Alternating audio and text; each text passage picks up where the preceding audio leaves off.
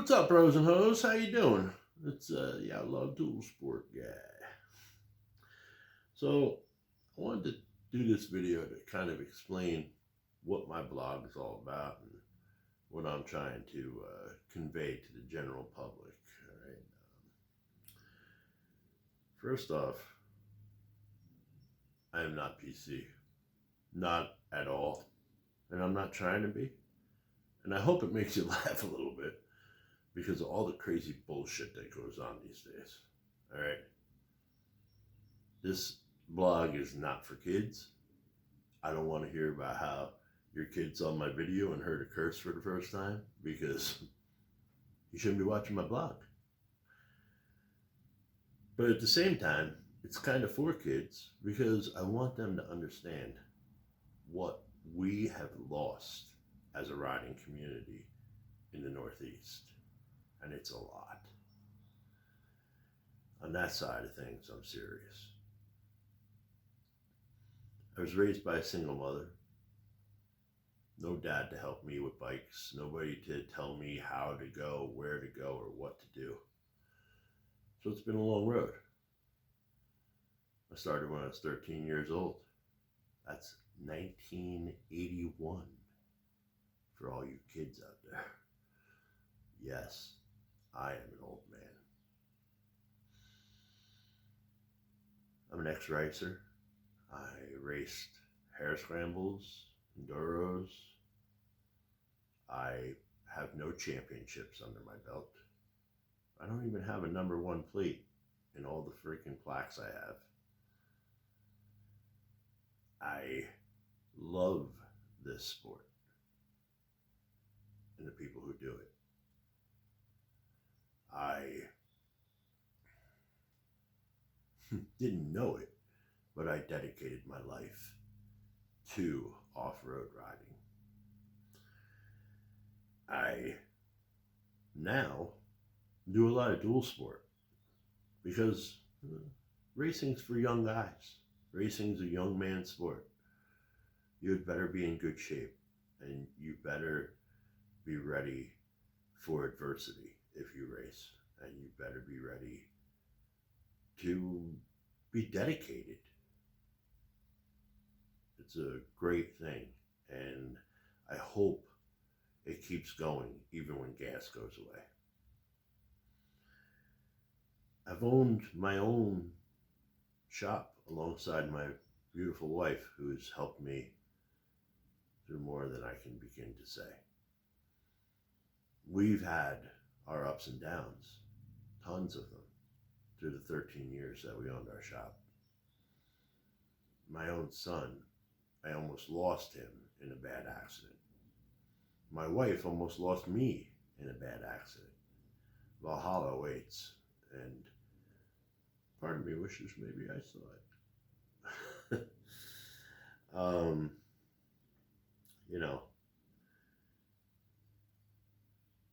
Although I lost my shop, I'm still in the industry right now. I'm working for a Yamaha, KTM, and Honda dealer. I am happy I'm still in the sport, but a little upset that I'm having to do it working for somebody else at this point. It is what it is.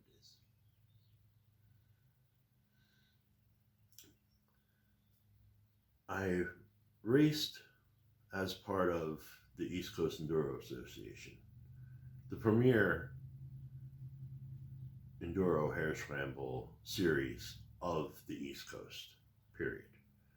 Yeah, we have Netra, we have others that are just as old and been around just as long, but the membership is huge in the East Coast Enduro Association, and the love of racing is second to none.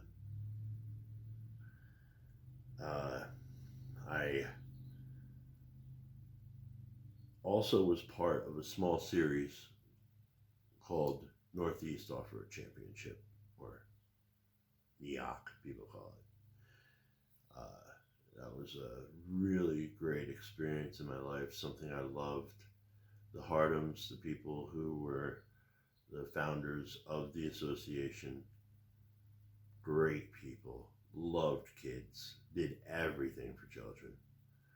I'm so proud to say that that is part of my life.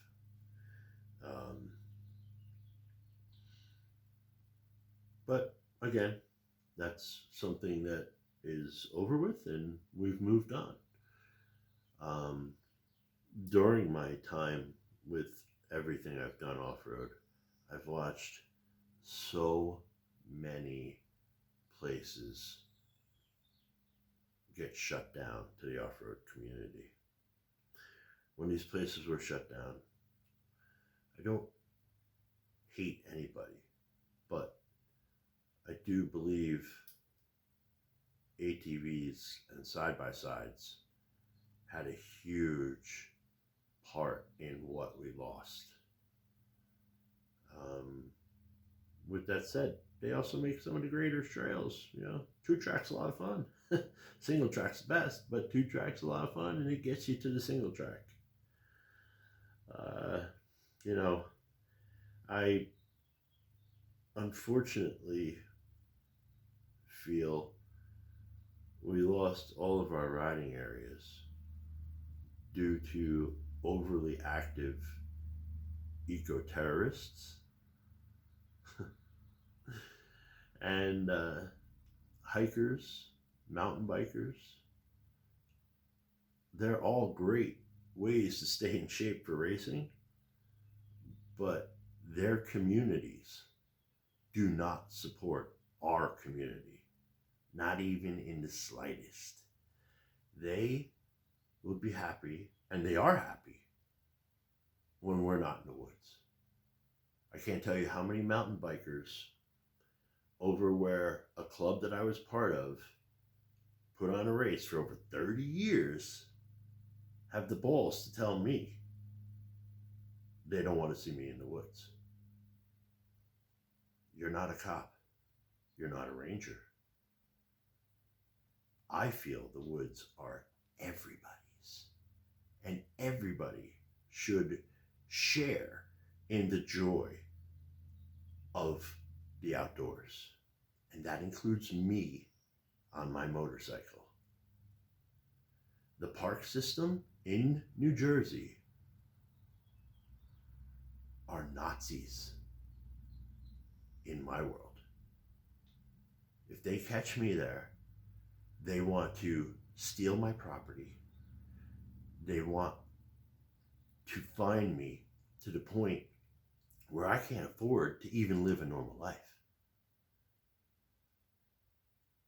They don't want to share.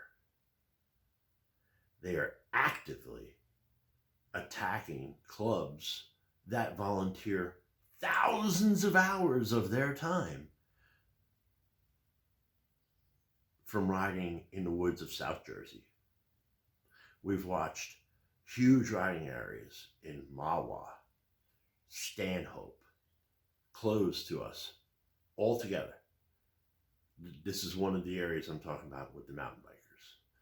I have a small area in the Poconos that we ride that now mountain bikers are trying to take over and actively calling the police on anybody on a motorcycle they find in those areas. This is not fair, folks. Okay? It's not the King's Woods. They don't own this property. We all own this property. And until you make it fair, where I can ride my part and they can ride their part, or we can all ride the same parts with interconnecting trails, similar to what they do out west. But I think out west is unfair also. Here we're dealing with a lot smaller pieces of property. The AMA has done a ton of work out west, and I don't blame them for that. It's a bigger fish to fry. It's a lot harder to say you can't use all that land out there. But I don't want to ride gravel roads only, even though I'm now a dual sport guy. I want to ride the woods, single track, 2-track, real woods. And here on the East Coast, those pieces of real woods that are not privately owned are hard to find. Okay. And now in New Jersey, they're actually trying to come up with legislation to keep private landowners from allowing motorized sports on it. And please, if you don't believe me, go talk to a friend or a family member who's part of this community I'm talking about. Go Google it. I'm sure you won't find too much because, as we know, fascist book wants nobody talking any shit against the left and their ideals. I didn't do this to make it political, so I'll stay out of all that. What's right is right. A lot of people talk about what's fair with people, even though it's crazy talk. What's fair is that I get to use what my taxes pay for just as much as you get to use what your taxes are paid for. There's a small piece of your gas tax that is supposed to go to off-road riding opportunities. And I'll do a show on that some other time. Look into it, because none of it, not one penny, in New Jersey, the state with the highest taxes in the country, get used for off-road in New Jersey. And it's because of dirty legislators and the crap that they pull. So what is Outlaw Dual Sport Guy? And what is my blog about? Primarily, I try to use this, or I want to use this as a platform to point out the things that aren't fair to the off-road rider, causing you to have no choice but be an outlaw. And I'm proud of every one of you that every weekend you outlaw your trails. Because if you're not out there riding them, contrary to what Tread Lightly tries to tell you, you can Google that too. Your trails go away. They get overgrown. You can't ride them anymore because you have to recut them. Please, guys, enjoy your riding. Be careful.